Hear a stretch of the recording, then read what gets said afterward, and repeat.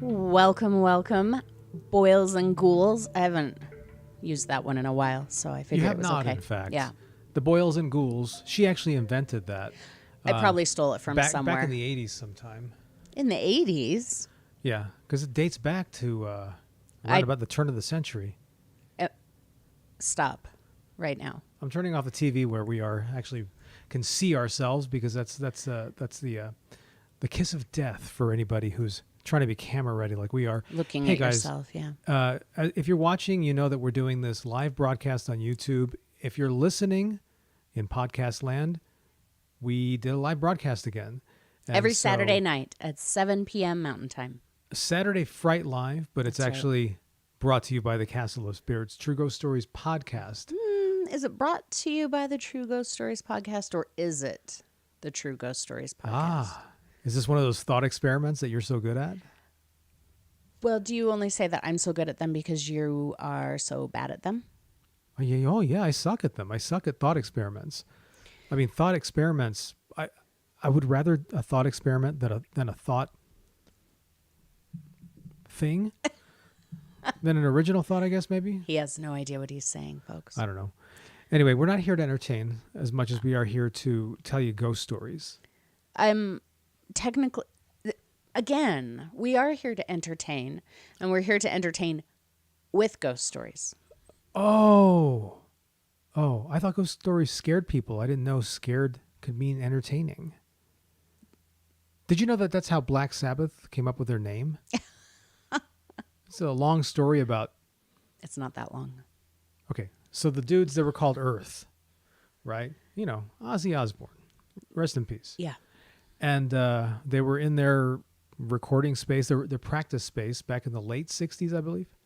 And they were called Earth. They were just a rhythm and blues band, like a rock and roll band, you know what I mean? You know, they hadn't exactly discovered, they hadn't created heavy metal. And they did. And so they're practicing, and one of the dudes leans out. I'm pretending I know all their names. The dude leans out the window and sees that there's a movie theater across the street, and there's a movie playing called Black Sabbath from the early 60s. That's weird. And so he's like, he sees people queued up, as they say, and they say that in the UK. This is going on for a bit. It's cute. Sorry, I'll get to the chase. Ozzy was in the band. And then they were big. No, what happened was that he said, "Can you believe that people actually pay money to have the hell scared out of them like that? It's something so dark. There's something called Black Sabbath." And he thought, well, what if somebody did that with music? And so they wrote a song called Black Sabbath. Mm-hmm. And I mean, all you guys, you probably already know this, but it was kind of news to me, so I thought it was a fun fact. And then henceforth they invented, heavy metal and became Black Sabbath. And then 30 years later, Rob Zombie went, that's a good idea. And named his band White Zombie. So. Yes. After the classic movie White Zombie. Right. So check those movies out. All this ties in together because we are the prince and princess of darkness. Did I call you a princess or princess? Who knows? With you, it was probably princess. Yeah, that's one of the things that you can't fix when you're going live. So right, this is you get me warts and all. So hopefully you don't see the warts today. How about some stories? Yes. Actually, I have a preparation present. No, you have a story, don't you? Okay, go ahead. You go first. I'm just waiting for you to direct. Am I reading first? You are, because okay. I think we have a theme for this week's We do have a theme podcast today. Episode. And our theme today is all of the stories we are reading are about animal ghosts, animal spirits, animal hauntings. So I'm going to start with one that we just got submitted. I have not published it to the website as of this moment. Oh. But it's an exclusive. By Monday, it should be on the website. Ready? You talking to me? Yes. Yeah. I'm ready. I'm ready to hear this. I haven't heard it yet. Okay. This better be good. Are you threatening or? No, I'm just declaring. Submitters? It's a declaration. Okay. This story is called Phantom Animals, and it was submitted by Amy Moonsong in August of 2025. This is a story about animal spirits or ghosts. It's two stories, actually, but the first one leads into the second in an important way that gives more weight to both accounts. I think that most of us at some point have had the experience of seeing something out of the corner of our eyes that turns out not to be there. I think a lot of times we can write this off to being tired or our brain misfiring and interpreting a rock, a tree, or a pile of clothes into a figure of some kind. The question I often ask myself is, just because it doesn't remain in your field of vision when you look at it, does that mean it never existed? Or does it mean it doesn't exist somewhere else in another plane of awareness? I have a lot of questions about this phenomenon. Seeing weird things out of the corner of my eyes is something I've personally gotten used to. I don't pay much attention unless something else definitively happens to me. It wasn't just my brain being weird or tired. I've learned over time that most of my family members and close friends have these experiences as well, of seeing phantoms that are only visible until you look at them. We laugh about it a lot. Some of the stories are ridiculous and silly, but others are confounding or spooky. I started to really notice this in terms of animals and seeing animals out of the corner of my eyes. I became aware of this back when I still lived in the forest. It wasn't far from where I am now, but it was further up next to the Sierra National Forest, along a creek. I would notice them all the time. The fun part was when it would actually be an animal standing there, like a deer or a skunk or a squirrel. But most of the time, it was just those strange phantoms that disappeared when you looked at them directly. One evening, my husband and I had decided to walk up the road together. It took us through a beautiful and winding section of the woods. It was just before dusk, lulling in that liminal space of sunset. I had begun to notice about 5 minutes into the walk that I kept seeing little things out of the corner of my eyes. I knew better than to say anything and just kept enjoying the walk. I almost giggled a few times because there seemed to be a lot of them that evening, but I wasn't about to mention it to my husband. He simply wasn't into that kind of thing. I have become aware that this kind of phenomenon seems to increase at certain times or maybe in specific locations. I haven't figured it out, but I was amused and somewhat confounded by how much it was happening that particular evening. My husband had been chatting away about something while we were walking. I was listening and noticing the weird occurrences I kept seeing along the road. Suddenly, he stopped talking mid-sentence and turned to me with a strange look on his face. "This is crazy," he said. "I swear I keep seeing things out of the corner of my eyes, like animals." "I see them too," I said. He went on to describe to me that he's been noticing it a lot lately and how strange he thought it was. This was the first time my husband and I had ever shared in an experience like that. I'm still not sure if it had to do with the energy of where we lived or something else, as I later learned that this kind of thing happened in other places too. I didn't consider my husband to be psychic to a visual degree. He had powerful intuition and a sense about things, but he didn't ever see things, so this was strange indeed. The next experience was the weirdest one of them all because we were not at home. It was in the early morning, and the sighting involved more than just us. We had been visiting a greenhouse in San Francisco, buying plants for our tropical plant store. We always went down late and drove most of the night, so I was used to being tired and a little out of it while I was there. I loved it, though. We would get there right when they opened, when it was quiet and fresh. The misty greenhouse, filled with plants in the morning, had its own ethereal and vitalizing quality to it, and the rows of varying tropical plants seemed to go on forever. As I was pushing my big pallet cart through the aisles of plants, I noticed a little dog out of the corner of my eye. He was very clear in my mind, even though I only caught a flash of his image in the main walkway. He looked like a little scraggly blonde-haired terrier. I turned to say hello to him and realized he wasn't actually there. I took note of the occurrence, checked to make sure no one was observing me, and kept on shopping. Only a few minutes later, I saw him again. He looked like a Benji-type dog and seemed to be following me around the greenhouse. Again, I just took note of him and kept doing what I was doing.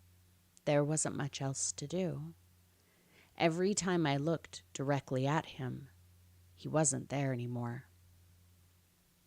Then, just like before, my husband approached me in a hushed tone and said, "I swear, I keep seeing this little scruffy-looking dog out of the corner of my eye." I smiled at him. "You mean the little Benji dog?" I asked. His eyes got wide and he was excited. "Yes! Oh my God, that's freaky. You saw the same one?" he exclaimed. Over time, I have learned to keep quiet about these experiences. I don't like to advertise that I sometimes see things other people don't. I just notice and keep calm unless I have a good reason to talk about it. My husband was not as familiar with these types of experiences and didn't have the trepidation I do about sharing. I almost died of embarrassment when he excitedly announced to one of the greenhouse managers what we had seen. We knew this woman by name, and she was very familiar with us. She had seemed like a very practical person. "We keep seeing this little ghost doggy," he said. To my surprise, the manager smiled calmly. "Oh, yeah. They seem to really like it here. We see little ghost cats and dogs all of the time." I could tell she was serious and not putting us on. "We think it has to do with the environment. It just attracts them for some reason. They like it here." I marveled at that experience, and I still do. It makes me wonder what would draw spirit cats and dogs to such a place. Not that I could blame them. It was a wonderfully peaceful place to hang out. It was also strange to me how matter-of-fact the manager was about it. I suppose it encouraged me at that time to feel a little less weird and validate my experiences a bit more. I don't know if these things happen for a reason or if they just happen. I think sometimes they do, but not always. I wonder what you would think about that. Thank you again to Amy Moonsong for submitting Phantom Animals in August of 2025. Vince, what do you make of all that? There are animal ghosts, I guess. Yeah? They say all dogs go to heaven, but some of them don't make it there. They get stuck, I guess. Oh, that's sad. That's kind of sad. But in a way, it's kind of comforting, if you've ever had a dog. Yeah. They're still around. And the cool thing is you don't have to feed them or pick up after them anymore. Well, yeah, but do you really want them hanging around or do you want them to go on and be peaceful? No. I kind of want them to hang around. Yeah. And watch over us, I suppose. Yeah. I guess. I mean, I don't know. I don't really believe anything happens when you die. I guess. No, let me put it this way. I don't know what happens when you die. And so I don't know. And that's it. So I don't really have a belief system about it. I have ideas. Mm-hmm. So, but you're asking me about the story. And I think that's all any of us have is just ideas. And some people absolutely know, but well, some people They don't. believe that they know. I don't think, clearly. Yeah, that's I what mean, that's meant. a whole conversation. It's definitely paranormal adjacent, but it verges on uncomfortable territory too that Yeah. I'd rather not dip my toe into. The coolest thing about that story was when she described how you could see it from the corner of your eye, but when you turned to look at it, it was not there. Mm-hmm. And I've heard that before. I've heard people describe things like that. I've always wanted somebody, and I think it happened recently with a story we read. So somebody to describe what is it like when you're looking at what later turns out to be a ghost, when you're looking at somebody who's looks like they're there in the flesh, Mm-hmm. and they disappear. Do they like fizzle out, or do they just wink out, or do they disappear in the space that it takes you to blink, or do you look away for a second and you look back and they're gone? I've always wondered that too. I'm like, when people say, "Oh, they disappeared before my eyes," I don't understand what that means. Yeah. Like, if I saw somebody right in front of my face who just kind of went whoop and disappeared, I would probably have a mental meltdown. Like, how do you process something like that? You know, I think that it would break your brain because people don't just boink, in the middle of broad daylight. And it's not the way they show it in the movies. It goes all depending on what decade the movie was made. Yeah, in. they either glitch out They glitch out they go all weird like a TV signal or something. Yeah. Or like an whatever. old VHS tape. And and even then movies get VHS tape stuff all wrong. Because most people making those movies these days weren't alive in the 80s. We had to struggle with VHS in the 80s. It was a struggle. Vince has had a really hard time of moving past the 80s. And all of the 80s throwback stuff is just really putting him in a state, man. Oh, man. Let me tell you something. I have a story. Old man is coming out. I have a story. I have a story to tell you that is not paranormal, even adjacent, but it's kind of time travel adjacent. Let me tell you about it. I take martial arts classes, right? Don't laugh. All right, I'm pretty good. If you stand still, I can kick your butt. And I resumed those studies after a very long hiatus. How long of a hiatus? You almost said. Well, you can probably figure it out. I was 15 when I left, and been I just 12 came back years. recently. So it's been maybe over 20 years. Oh, and okay, it was the 80s, and I swear to gosh, I remember driving home. Well, getting a ride home from my mom from the dojang. It's Taekwondo. It's not dojo. Okay. And getting a ride home, and Everybody Wants to Rule the World by Tears for Fears was playing on the radio. It was the new big hit. And the other night, I'm driving home, and I turn on the radio, and Everybody Wants to Rule the World was playing. And I'm thinking, has any time actually passed? And then I looked at myself in the mirror, and I thought, that was the ghost sure of has. Taekwondo past. It was. Next, you're going to be visited by the ghost of Taekwondo future, and that's not going to be fun for anybody. Oh, no. So, Nice speaking tie-in, of though. ghosts. Yeah. So we received that Get story. to it. Yeah. And it really did a number on us. And so, therefore, we decided that we were going to do an episode based on, not ghost pets, but, that sort of thing. You need to stretch for me because I closed this out on my phone and I need to find it. So you tell them. Yeah. See, typically we would edit this out, but since we're live, we have to sit here and try and find a way to keep you entertained while Vince fights with technology, as he is wont to do. Are we there yet? No, I don't want to do it. Different want. Not spelled the same. Ladies and gentlemen, please stand by with technical difficulties. When you try to open a program, Why don't you just tell them? open. Why don't you just tell them what you're about to read them? Well, because I can't do it unless I have it in front of me, and that is proving to be a bit of a problem.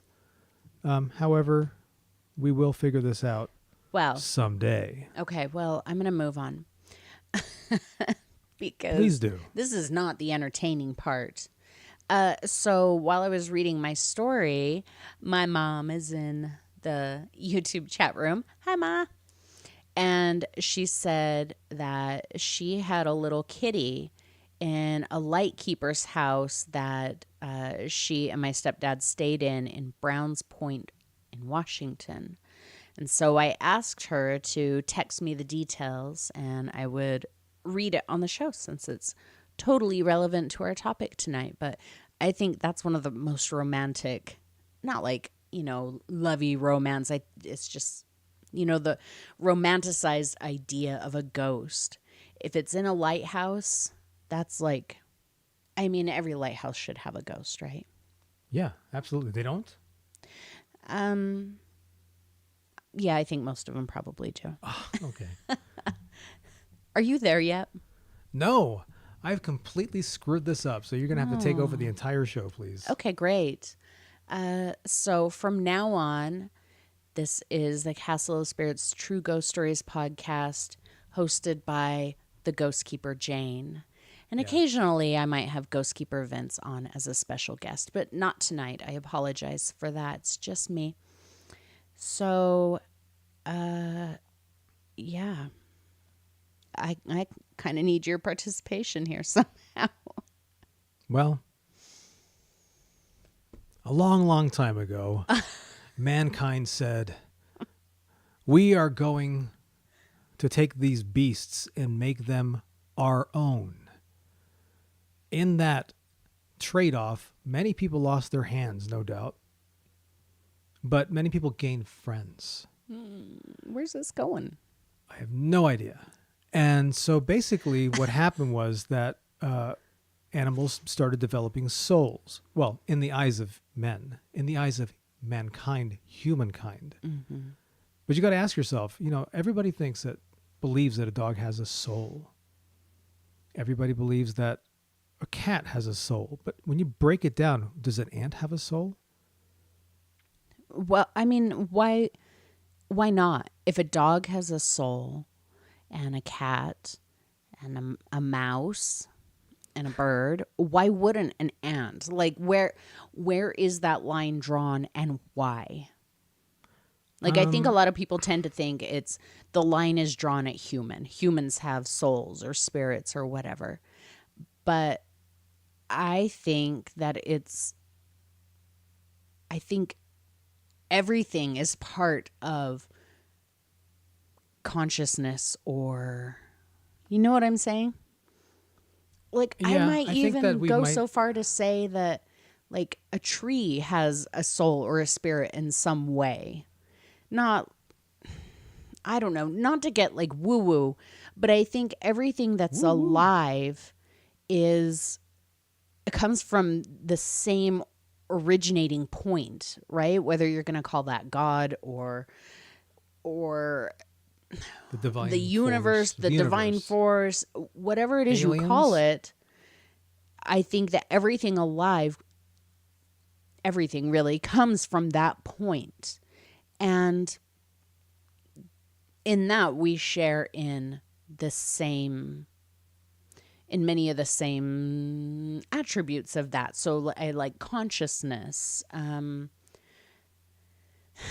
the desire for social connection. I think that those are all kind of universal. That's what I'm getting at here. I think it's universal. And so I think spirits or souls or whatever also have to be universal. Well, I think the bottom line is that we don't really know what this all is. Well, the good book says, I've heard it said that God created man in his image. No, man created God and reality in his own image, and everything in the world in my image. I think therefore I am. I have a soul because I think I have one. So therefore this dog has one too. We're getting religious today. But when we talk about ghosts, we usually think of the humankind. I found it.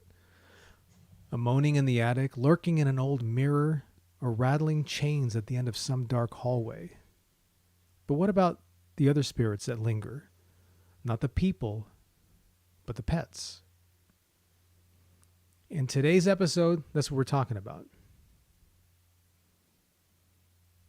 Let's start in Edinburgh, Scotland, because there are stories throughout history of animal hauntings. Did my little bit of research on this, and I finally found what I was looking for.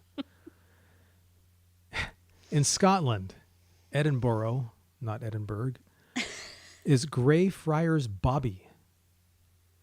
No, not a police officer. Greyfriars Bobby is one of those stories that feels too sweet to be true, but it's been told for more than 100 years, and it's got a statue to prove it. Oh, yeah, I know this. Yeah? Mm-hmm. Bobby was a little Skye terrier whose owner was a night watchman. His name was John Gray. Mm-hmm. John Gray passed away in 1858. Bobby the dog followed the funeral procession to Greyfriars Kirkyard, and then he never left. He stayed at his master's grave every single day for the next 14 years until he himself died. Wow. I'm assuming he left to eat and, do things. The locals fed him. There we go. I already answered my own question. The city paid for his dog license, and when he passed, they buried him near his person. Aww. Some say his little ghost is still wandering the graveyard, like a small figure moving through the fog, a tail wagging in the distance. Is it Bobby still keeping watch? Hard to say, but if any dog deserves to be a ghost, it's that doggy, Bobby. But it's not just dogs; it's cats too. Here's the demon cat of DC. All cats are demon cats. And this one's not even a politician. Now let's jump to Washington, D.C., where one of the weirdest government-related ghost stories involves a cat. I heard about this on Art Bell. The demon cat. That's his actual name. It says so in his birth certificate. The cat has a birth certificate? Yeah, that part was just made up. Okay. But the demon cat is what they call him. He's said to haunt the Capitol building and some nearby federal offices. It's usually described as a black cat that starts out the size of a normal house pet, but then grows in size until it's as big as a tiger. Ooh. No, I didn't hear this on Art Bell. Sometimes it even lunges at people before vanishing. Wow. I'm sorry, I might have missed it. This is a cat that shows up in buildings or like outside on the streets? You didn't say? The Capitol building. He's in the Capitol building and some federal offices. So he's inside. This guy's walking down the halls. Wow. Now, he's been blamed for everything from missing documents to presidential deaths. Some guards Some guards over the years swore that it showed up right before national tragedies, like Lincoln's assassination or the stock market crash. Wow. Skeptics say it was probably just rats in the tunnels or overworked guards seeing things. Possible. But DC's demon cat is still one of the most well-known and the weirdest phantom animals on record. That's not all. We just talked about Lincoln. Mm-hmm. Lincoln's ghost carriage. Have you heard this one? No, but it reminds me, I have to tell you something. I just had to say that so I don't forget. Remind me when you're done. Okay. Oh, I thought you were going to say it now. No, when you're done. How dare you. Speaking of Abraham Lincoln, there's another strange story tied to him, not just his ghost, but his ghostly ride. In the years following his assassination, several witnesses claimed to see a black horse-drawn carriage arriving at the Capitol late at night. The carriage, they said, was carrying Lincoln's ghost. What makes this story really interesting, though, is the fact that people didn't just see the carriage, they heard it. Hoof beats on the cobblestones, the sound of wheels, even the squeak of the harness, that sort of thing. According to one version of the story, the ghostly horses would stop and wait silently, as if expecting someone to step out, but then they'd vanish into thin air. It's like a haunted Uber for presidents. You like that? No. Oh. But I'll allow it. All right. You ever heard of the brown lady's ghost dog? This is back across the pond in England. I might recognize it once you start talking about it, but I don't know the title, no. This is specifically in Raynham Hall, which is home to one of the most famous ghosts in the world, the Brown Lady. We've heard of her. Yeah.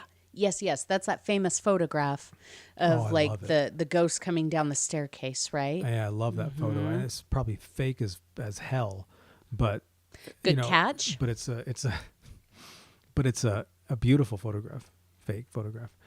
Okay, so several people who've seen the Brown Lady, so the people who've seen her, also report seeing a small spaniel trotting along beside her.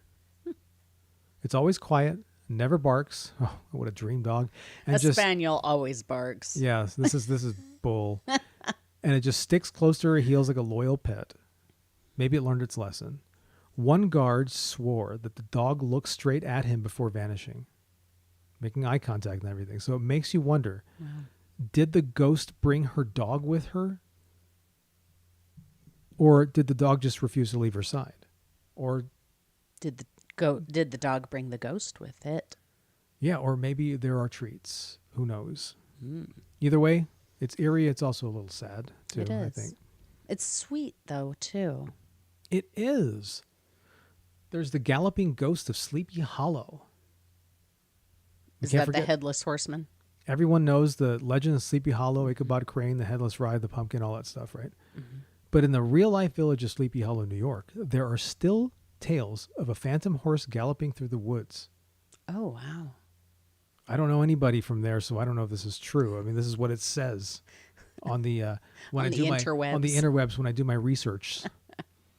They say it's often heard, not seen, just the hooves and everything echoing through the trees and the roads. So locals say the horse appears before big storms or strange events. This is kind of verging on Mothman territory. Mm-hmm. And while no one really wants to run into a headless rider, hearing the horse alone is enough, to send people running.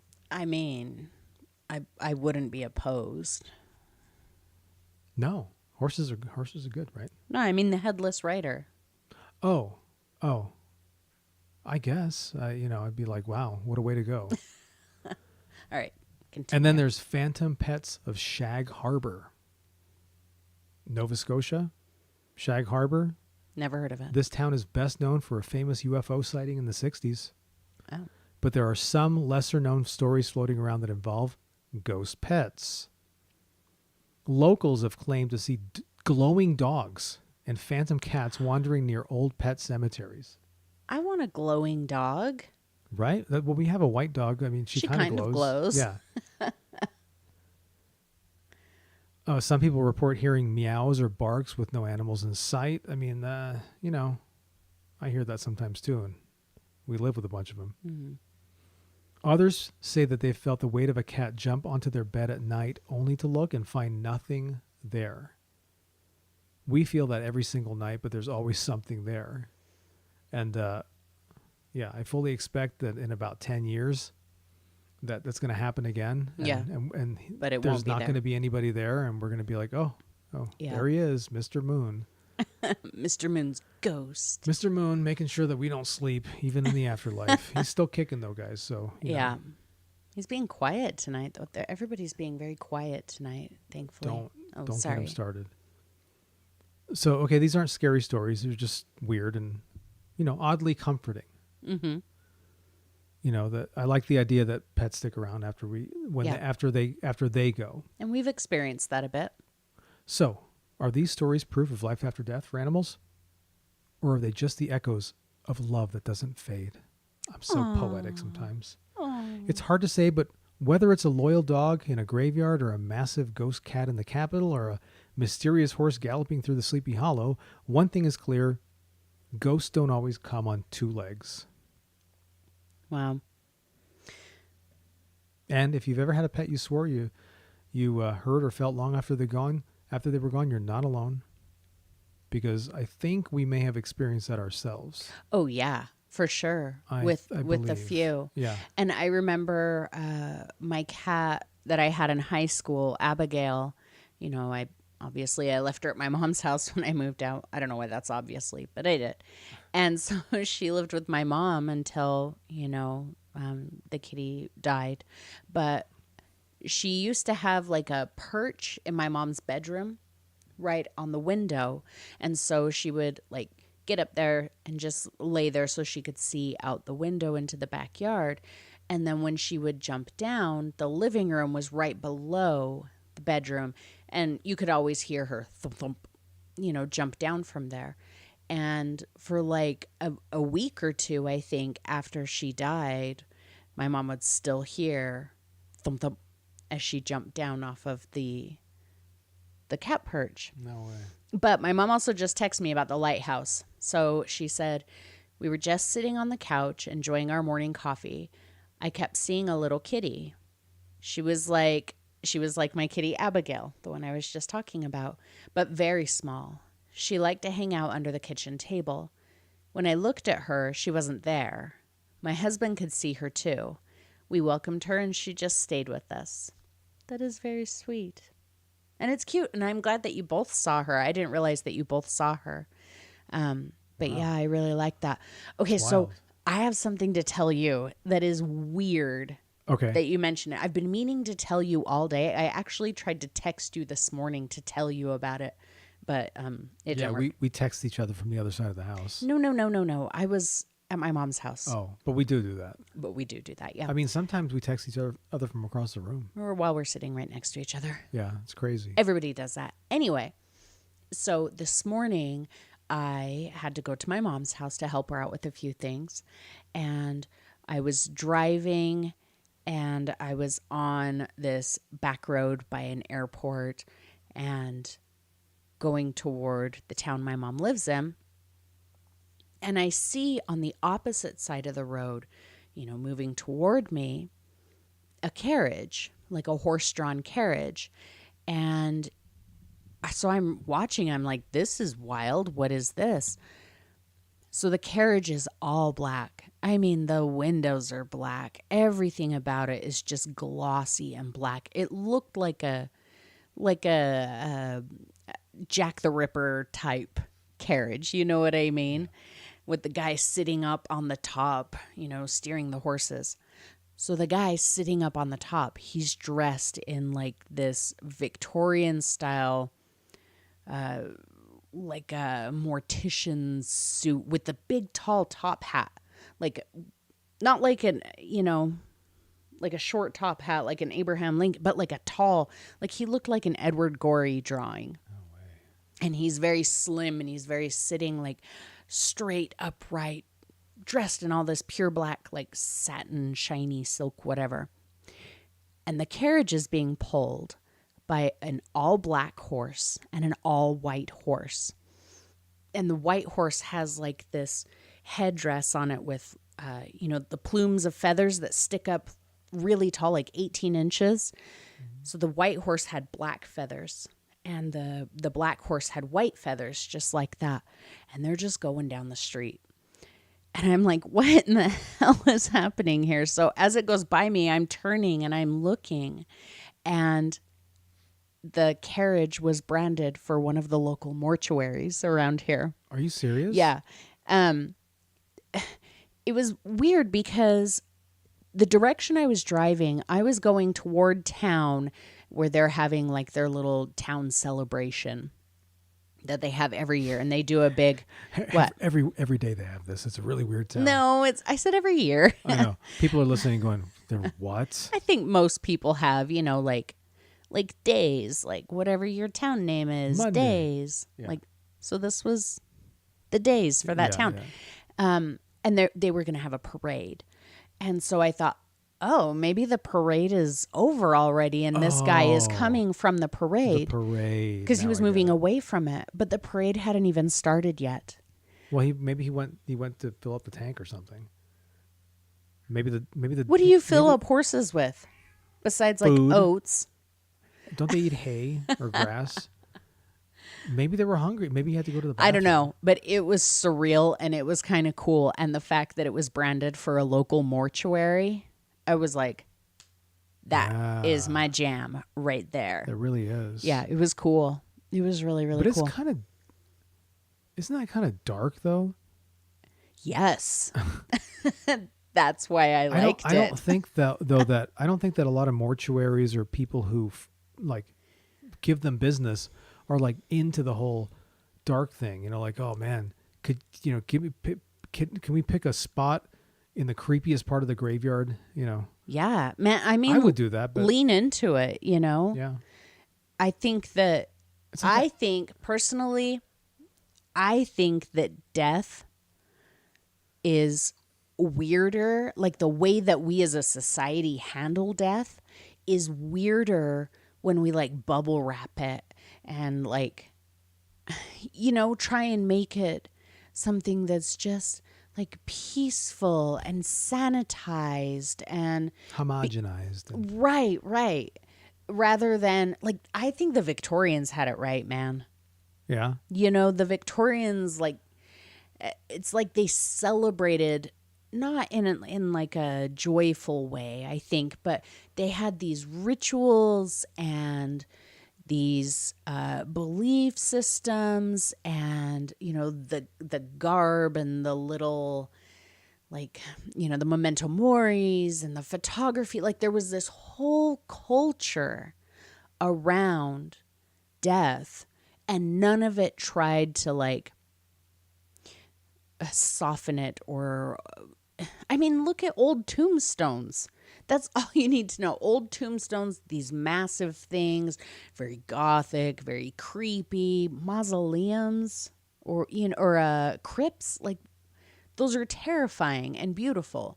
And today we've got, here's the little rectangle that lays flat on the ground so that when they mow the cemetery, they, you know, they can just no man, I want them to have to go around me. not me. I don't want to be buried. Just throw me in a cup, burn me up, Throw me in a cup. throw me in some sort of a container of some sort, and do with me what you will. I mean, don't A do coffee can. coffee can work for the Like work, in the Big Lebowski. work for Donnie who loved bowling. So Yeah. Oh, did you want me to read a story? Or have I been talking You too got a much? story? I do. all right, tell us a story about ghost pets or ghost animals or whatever. Well, I will. This story is called Mr. Moon. I'm sorry, you can't meow through my story. It is going to be, this story will be punctuated by the performance By meowing cats. Mr. Moon, who screams as if he's in agony, but he's not. He might become a ghost if he doesn't shut up. Ouch. Ooh, just kidding. I love Mr. Moon. Okay. This story is called Ghost Horse and Rider, and it was submitted by Elaine in Yorkshire, UK, March of 2004. About 2 weeks ago, I was riding my horse in the early evening in the purpose-built, I meant to look this word up and see how it's pronounced, manege. Sure. Okay, I'm going to call it manege, and if I said it wrong, feel free to email us and tell me how dumb I am. Okay, so I was riding in the early evening in the purpose-built manege at the stables where he is kept. The manege is flat, floodlit, and overlooks 2 fields from the next farm, and 2 of the fields from the farm where my horse is stabled. I was the only rider in the manege, and as soon as I entered the gate, my horse started playing up, rearing, spooking, running sideways, especially as we got to the far right-hand corner, which overlooks the next farm's fields. I looked across and saw a gray horse with a rider in dark clothes who appeared to be walking down a track between 2 of the fields. I pushed my horse forward and whispered to him to calm down. But no sooner had we got to the next corner, and he started again, only worse this time, and he started snorting and sweating. When I looked to see if the other horse and rider were scaring him, they were now at the very bottom of the field. But there was no way on earth they could have gone that distance in such a short space of time. The same thing happened again and again. Every time I turned, the figure had moved huge distances that no horse could have galloped. I then realized that this horse and rider were not making any noise, and also began to wonder why they were riding in a pitch-black field. I only saw them again once, and then the vision vanished. I decided the horse was too scared to ride, so decided to turn him out for an hour in one of the fields with 2 other horses. He usually hates coming in from the field, but had only been turned out about 20 minutes when a girl whose horse was out bringing her horse in and said that my horse was acting nuts, trying to jump the fence out of the field and looking terrified. I ran down to the field, and he almost jumped the gate and was galloping around, looking scared witless.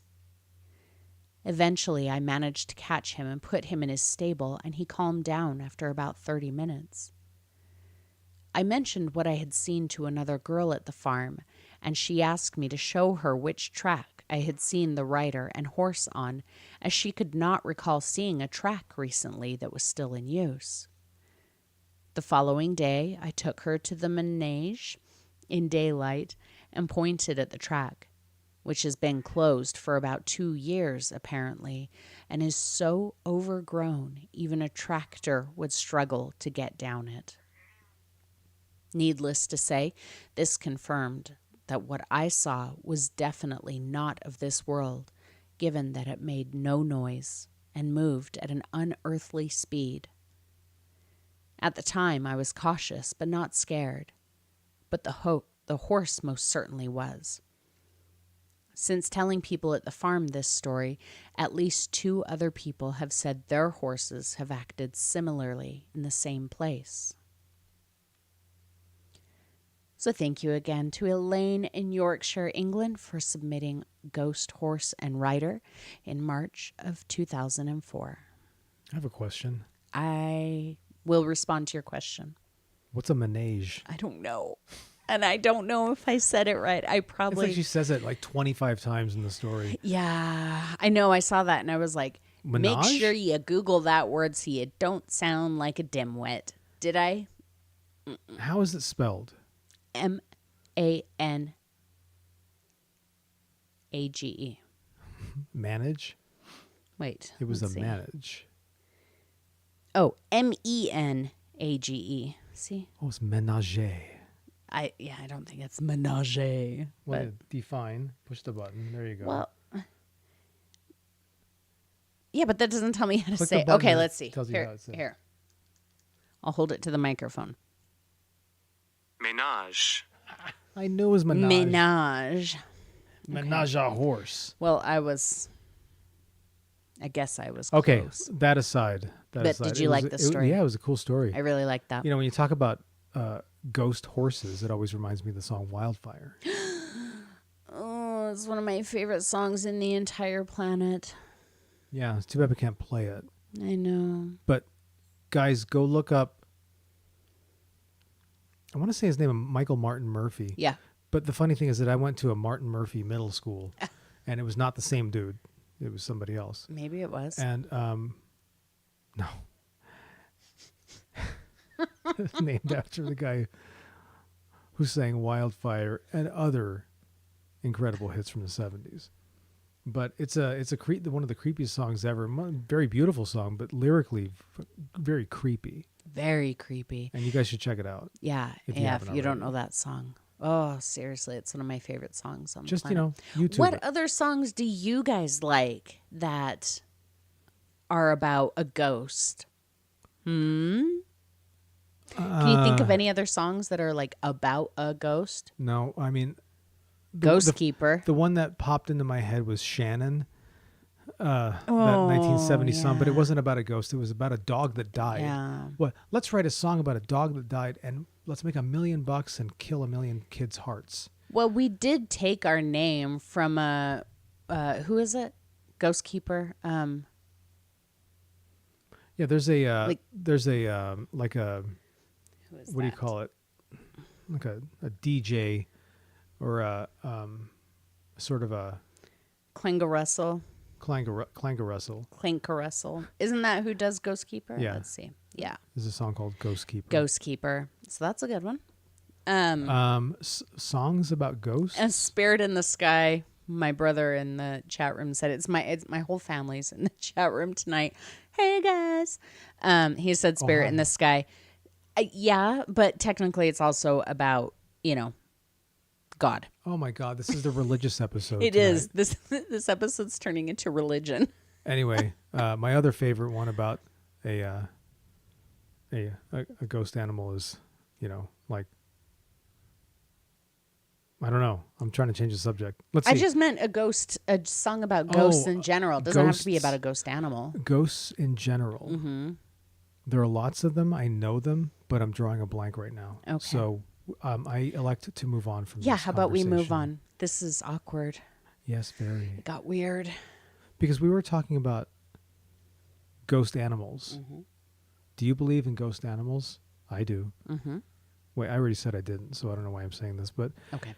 I found a story on the Castle of Spirits website that was submitted in February of 2004 by M. Jenkins in Florida. And this is called Animal Hospital Ghosts. Animal ghosts and hospital. I love hospital hauntings. Animal Hospital Ghosts. Ooh. I worked at a small animal hospital in Ocala, Florida for nearly 2 years. Several strange things happened there, but I will highlight the most striking.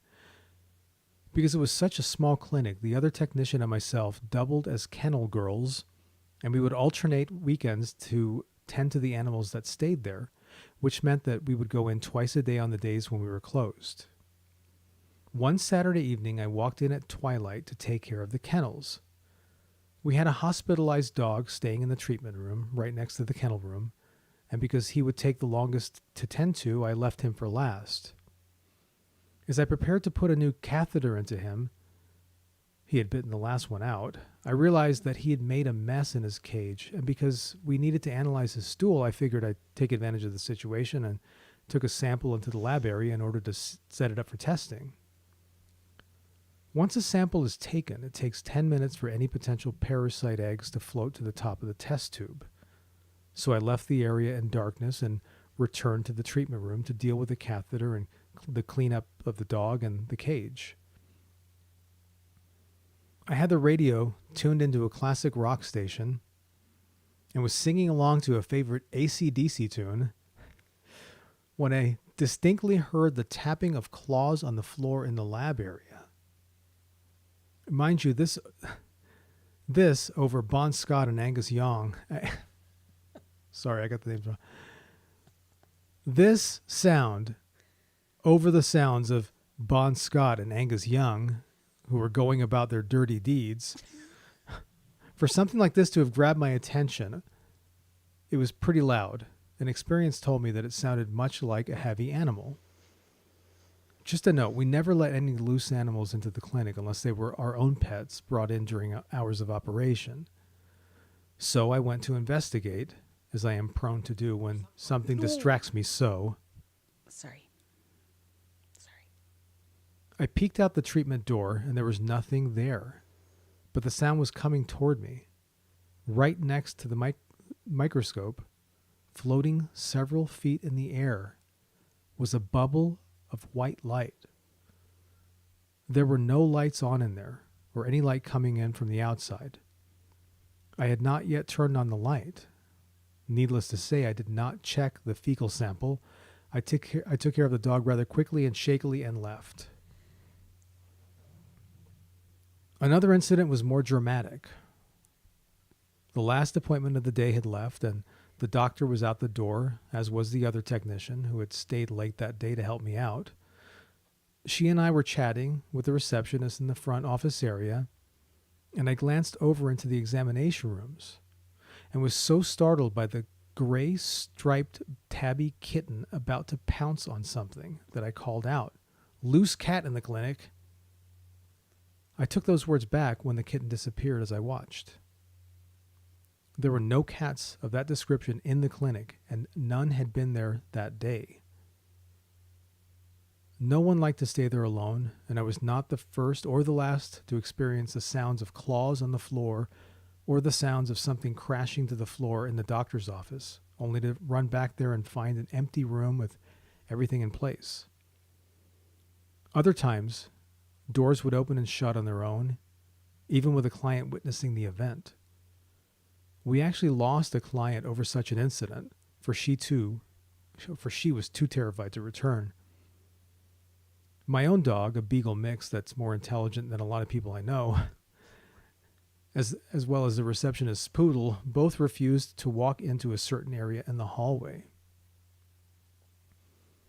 I am of the opinion that there are several animal ghosts there and possibly a human ghost that lingers, but I have not had the opportunity to research the property history for the latter and can only imagine that with all the euthanasias and trauma-related deaths there, that it would be logical to have some critters hanging around. Whatever it is, it's spooky, and it's happened to everyone that has ever spent a substantial amount of time at that hospital. And that was Animal Hospital Ghosts, M. Jenkins in Florida from February 2004. Yeah, man, if any place is going to be a haunted place, it's going to be an animal hospital or just a hospital in general. Yeah, for sure. But I think that a lot of time, I think that ghosts create hauntings through the experience of trauma, and I think most of the people, well, that's what it the seems ones who like, experience the trauma in those places are humans, not the animals, because the animals a lot of times don't know what's going on. Well, but that's not necessarily true. If they've experienced something traumatic that brings them there, whether it's a sickness or an injury or something. Yeah, but I don't know.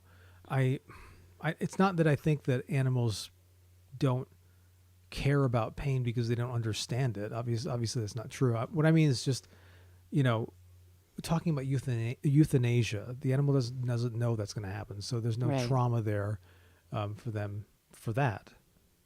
But, I sure as hell wouldn't want to go haunt the animal clinic. Right.